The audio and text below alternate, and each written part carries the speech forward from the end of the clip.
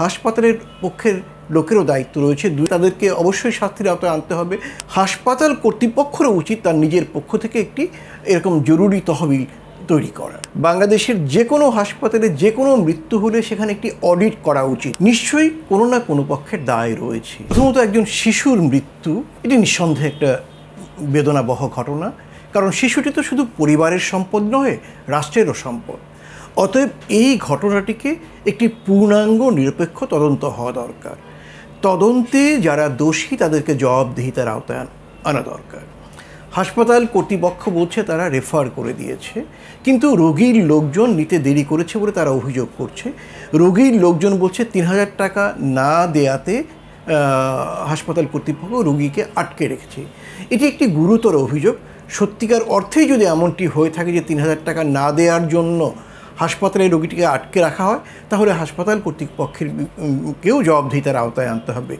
অন্যদিকে যদি হাসপাতাল থেকে রেফার করার পরেও রোগীর লোকজন তাদেরকে যথাযথ জায়গায় নিতে দেরি করে থাকে, সেটিকেও কিন্তু তদন্ত করে দেখতে হবে। কারণ রোগীর পক্ষের লোকের যেমন দায়িত্ব রয়েছে, তেমনি হাসপাতালের পক্ষের লোকেরও দায়িত্ব রয়েছে। দুয়ের সম্মিলনেই কিন্তু পুরো বিষয়টি হয়। তো এ কারণেই আমরা বলবো, অভিযোগটিকে খতিয়ে দেখার জন্য মানিকগঞ্জের স্বাস্থ্য যে কর্মকর্তা, প্রধান কর্মকর্তা সিভিল সার্জন, তিনি একটি নিরপেক্ষ তদন্ত কমিটি গঠন করে দেওয়া হোক। গঠন করে দেওয়ার পর তাদের সঠিক অনুসন্ধানের মধ্য দিয়ে সত্যটি বেরিয়ে আসুক, এবং সেই বেরিয়ে আসা সত্যেরটি যদি শিশুর মৃত্যু হাসপাতাল কর্তৃপক্ষের অবহেলার জন্য হয়ে থাকে বা আটকে রাখার জন্য হয়ে থাকে, তাদেরকে অবশ্যই শাস্তির আওতায় আনতে হবে।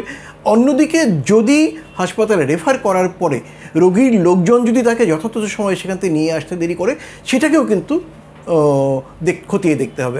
আমরা বলবো যেন আর কোনো শিশুর মৃত্যু নিয়ে এরকম দুঃখজনক ঘটনা না ঘটে। প্রথম কথা যে, যদি কোনো রোগী মরণাপন্ন হয় তখন অর্থের বিষয়টি আলোচনায় আসা উচিত না, কারণ জীবন বাঁচানোর জন্য যা যা করা দরকার সেই কাজটি করা দরকার। এবং সেই ভাবনার থেকেই যদি ৩,০০০ টাকার জন্য আটকে রাখা হয়, তাহলে মুন্নু মেডিকেল কলেজ হাসপাতালের পক্ষে এটি যথার্থ কাজ হয়নি। দ্বিতীয়ত, প্রত্যেকটি হাসপাতালে, সরকারি এবং বেসরকারি হাসপাতালে মরণাপন্ন রোগী যাদের পাশে কোনো অভিভাবক নেই বা অর্থবান কেউ নেই, সেখানে তাদেরকে সহযোগিতা করার জন্য নিঃসন্দেহে একটি তহবিল থাকা দরকার। সেটাকে আমরা জরুরি তহবিল নাম দিতে পারি। সেই তহবিলটি হাসপাতাল কর্তৃপক্ষ, সমাজ কল্যাণ কর্তৃপক্ষ অথবা রাষ্ট্রের অন্য কোনো জায়গার থেকে যদি একটি থোক বরাদ্দ দিয়ে এই কাজটি করা হয়, তাহলে বিপুল সংখ্যক মানুষের, কিন্তু অর্থহীন মানুষের জন্য খুব কাজের একটি বিষয় হবে, উপকারী একটি বিষয় হবে।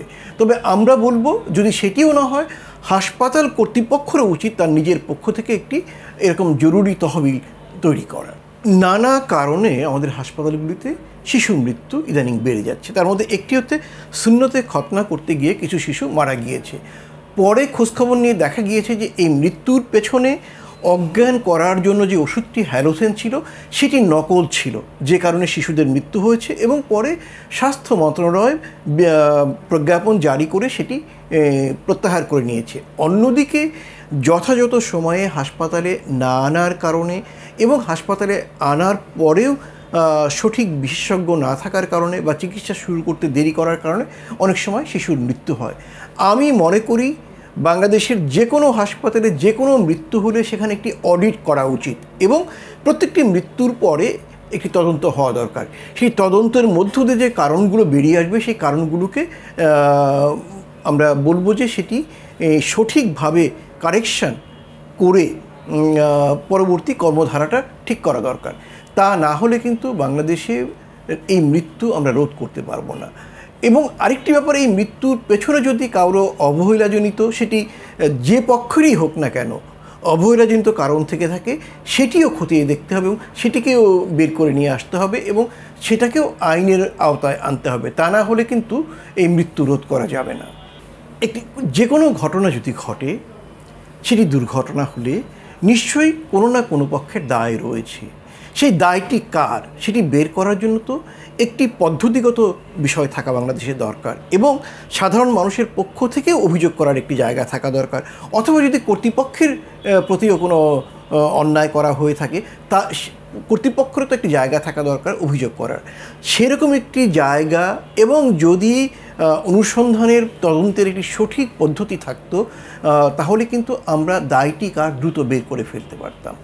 আমরা দেখি কোনো একটি ঘটনা ঘটলে এক পক্ষ আরেক পক্ষকে শুধু দোষারোপ করছে, অর্থাৎ দোষ আরোপের একটি প্রবণতা চলছে।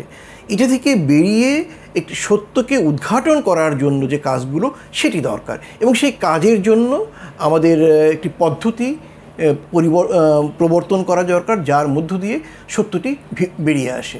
ফলে দোষারোপ বা দায় এড়ানোর জায়গাটি বন্ধ হবে। এটি বন্ধ না হলে কিন্তু সমস্যাটির সমাধান হবে না। আমরা সবসময়ই বলি, যে ভুলের কারণে বা অবহেলার কারণে সেটি যে পক্ষেরই হোক না কেন একটি মৃত্যু ঘটলে যদি সঠিক অনুসন্ধানের মধ্য দিয়ে তার কারণটি উদ্ঘাটন করা যায়, তাহলে কিন্তু পরবর্তীকালে সেই জায়গাটি সংশোধন করা যায়। ক্রমাগত এইভাবে সংশোধন করতে করতেই কিন্তু মৃত্যু বা দুর্ঘটনা বা অবহেলাকে কমিয়ে আনতে হয়। এ কারণেই তদন্ত হওয়া দরকার, আইনের আওতায় আনা দরকার।